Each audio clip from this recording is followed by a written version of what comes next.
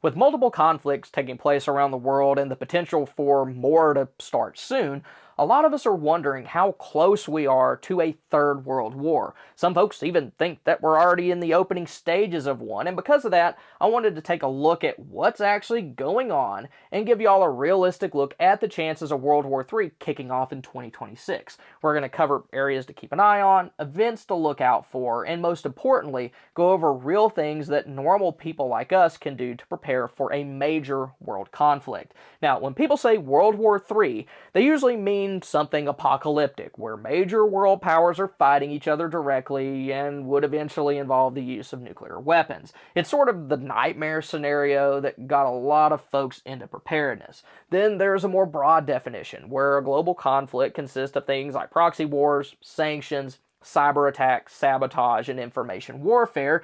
And if you've been paying attention lately, then most of those should seem pretty familiar. Now, the main thing that makes 2026 feel so tense is that the global system is under stress in a lot of different areas. We have multiple active wars, different regions experiencing rising tensions, military spending going up in different places, and on top of that, many of the agreements and partnerships that shaped foreign policy and power for decades are a lot weaker than they used to be. And while none of this means that World War III is gonna break out like right now, we are dealing with a much smaller margin for error than what we had for around 30 years or so. So, what would it take for World War III to actually break out? It would most likely take a combination of four different events. First, there would need to be a major rivalry that's already tense and competitive. We actually have a few of those right now, with the US versus Russia and US versus China being the most obvious. Then the second thing that would be required is a spark, like a major incident or a crisis between rivals. Third, there would probably be a miscalculation where one side thinks that they can get away with something limited without triggering a huge response from the other, and then surprise, surprise, it does trigger a big response. And then fourth, alliances and other commitments would draw in other nations after all that mess happens. If all four of those things occurred, it would cause a minor spat to turn into something a whole lot bigger. Now, when it comes to potential sparks, we have three big ones and one wild card. First, we have what's going on in Europe with Russia, Ukraine, and NATO. Even though most of us are thousands and thousands of miles away from the actual fighting, the war in Ukraine has reshaped the global landscape. It's caused military spending to go up in several nations, had major impacts on energy markets, changed defense planning, and has escalated tensions between Russia and NATO. And that tension escalation is the biggest risk. Russia and Ukraine could stay at war with just each other for years without really having like catastrophic impacts on the rest of us, but it really could get out of hand if certain things happen involving Russia and NATO. Those could include events like strikes that hit NATO territory, whether they're accidental or not, along with mass casualty events that happen on the wrong side of the border. Then more gray actions like sabotage, infrastructure attacks, covert operations, or cyber attacks could cause those tensions to skyrocket as well. But one of the most dangerous potential situations comes from what's called misattribution. Say something blows up, nobody knows for sure who did it, but everyone has their own opinion. That could cause leaders to act under pressure before they have actual facts, and then really bad stuff could happen after that. Thankfully, though, there are a couple of different things that reduce the chances of the Ukraine-Russia situation from getting totally out of control. First, there's deterrence. NATO and Russia both have a lot of conventional and nuclear capabilities, and each side understands that a full-out war between the two would be catastrophic for both. It's a lot of incentive to not do anything too stupid. Then second, there are still both direct and indirect channels for communication between the two for helping things get toned down. It isn't perfect, but they do talk. So when it comes to this particular conflict, you want to watch out for a few things. First, keep an eye out for any major incidents in NATO territory that involve casualties. Then pay attention to any sudden, force posture changes, like large deployments, emergency summits, or heightened air defenses. And also look out for major infrastructure attacks that affect NATO states or Russia. Then the second potential spark is in the Middle East, specifically between the US and Israel and Iran.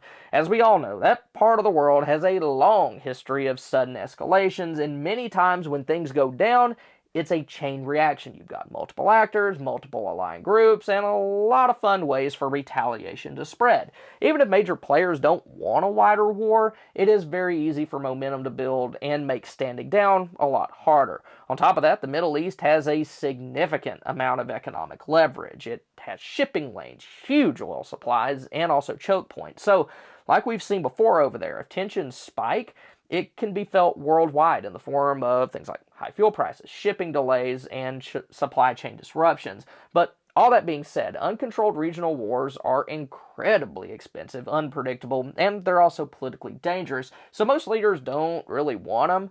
Then there are also diplomatic lanes that can help prevent escalation from becoming unstoppable. So when it comes to the Middle East, you want to keep an eye out for things like direct attacks on U.S. bases or assets, major disruptions to international shipping, deadline language when combined with major deployments of military resources, like you have 2 days to do this or else, and then also shifts from indirect conflict to direct conflict between nations. Next up, we have China and Taiwan, and this one has the highest potential to wreck the world economy if it goes sideways. The biggest concern for most people when it comes to this is an invasion, and there are events going on now that could signal that happening eventually. We've seen things like increased military activities, exercises, and leaders in China flat out expressing their desire for Taiwan to become part of China. But a full invasion really isn't the only danger. A blockade, where one side tries to restrict access to and from the other, would be a huge escalation. It would force outside powers to decide whether they want to challenge it or just go along with it for the sake of keeping peace. Then there's always the risk of accidents. When you've got a lot of aircraft, ships, and drones operating that close to one another, a collision or just a misinterpretation of actions can turn into a crisis, especially if communication between the two sides isn't good.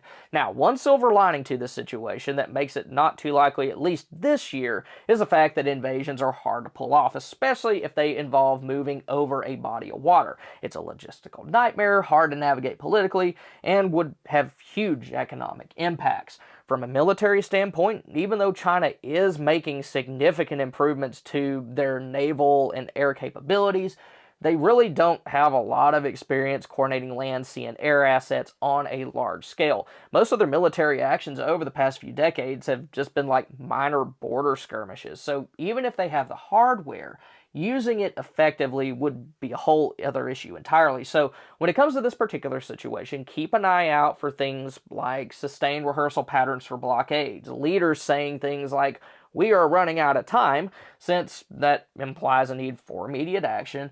And then also keep an eye out for high-risk military activities like a carrier strike group from one side and multiple ships from the other, getting way too close to one another and acting aggressively. Then our wild card shouldn't really surprise anybody, and that's North Korea. And with this, the biggest danger may not be North Korea itself, but instead how other countries respond to them. We all know that North Korea has nukes, likes to test their missiles out, and antagonizes the countries around them, and also the United States. But at the end of the day, they do seem to understand what the consequences of a full-scale war would be. While they could cause significant amounts of damage, especially in South Korea, they know that if they did anything too aggressive, then their regime simply wouldn't survive the aftermath. But that being said, we should still watch out for things like preparations for nuclear tests, unusual deployments, especially of things like truck-mounted missile launchers, because they do use those, and emergency language beyond just normal threats. But now that we've gone over ways that a full-out war could break out, it's also important to take a look at what's called the hidden theater. That can consist of things that don't really look like war at first, like cyber attacks, acts of sabotage, damaging undersea cables, infrastructure hits, and other similar activities.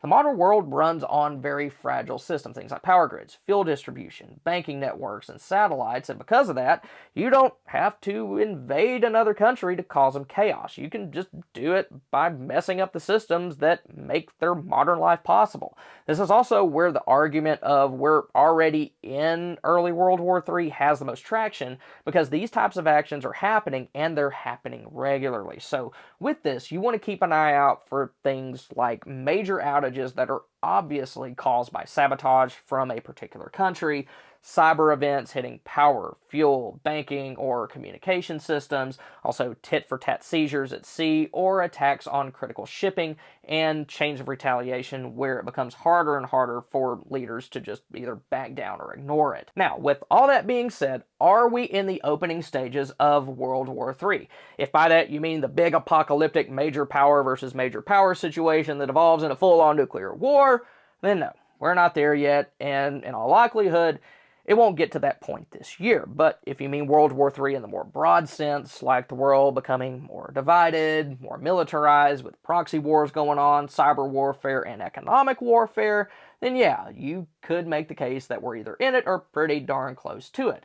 We're living in an era of sustained competition and conflict, and there is a risk that a spark could turn it into something much bigger, and that's why we should be paying attention, not because we know that the world war is going to happen, but because tensions are high in multiple regions and we have fewer safety nets than what we used to. This feels, at least to me anyway, kind of like Cold War 2.0, but it's a lot different this time around.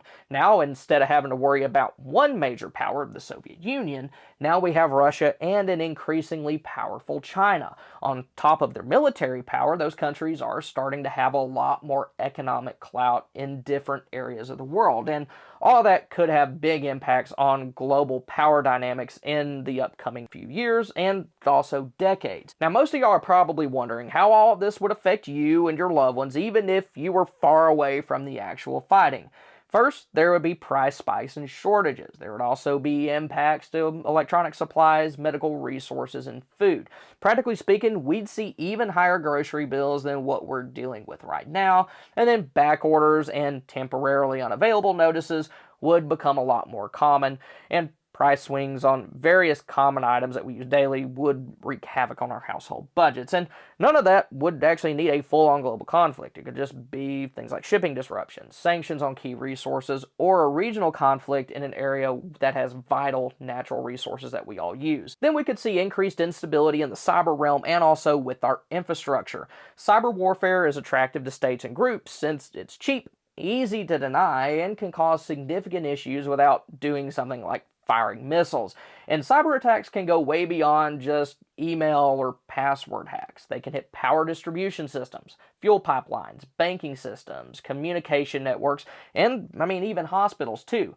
We use most of those daily, and if you're not prepared, then even like a little moderate incident can feel like a huge nightmare. After that, we have shocks to energy markets. Things like oil and natural gas are the linchpins that make modern life possible, and if you mess with those, then you mess with everything else down the line.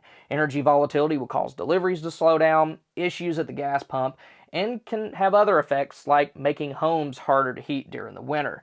Fourth, we have financial volatility. Global instability tends to cause things like market swings, job uncertainty, higher borrowing costs, and also high inflation. It really does make everything just a lot worse. People get desperate, which causes more crime and increases social tension. And that brings us to the fifth impact of a major global conflict, and that's how people would react to it. Stress changes how people react to different situations, and not in a good way. I'm sure that we all remember 2020 when we started out with lockdowns, and before we knew it, riots were breaking out all over the country. You'll have panic buying, increased theft, more scams, people will become increasingly more aggressive, and in some cases, there will be widespread unrest. But one of the most important things that being prepared does is help insulate us and our loved ones from those kinds of situations. The temptation here is to obsess over setting up like a fully stocked bunker in your backyard, but most of us would be a lot better off if we just focus on taking care of our simple daily needs. The good thing about handling things in that way is that it gets you prepared for a wide range of possible situations, not just like a nuke landing on top of your head. So first, build up your supplies of food. Stockpile things that your family will actually eat, and also things that have a long shelf life. That can include stuff like canned goods, dry beans and rice, and also dry pasta. Then set up your home to handle utility failures. That includes backup power sources, battery-powered lighting, ways to cook off-grid, water purification methods, and then also backup communications.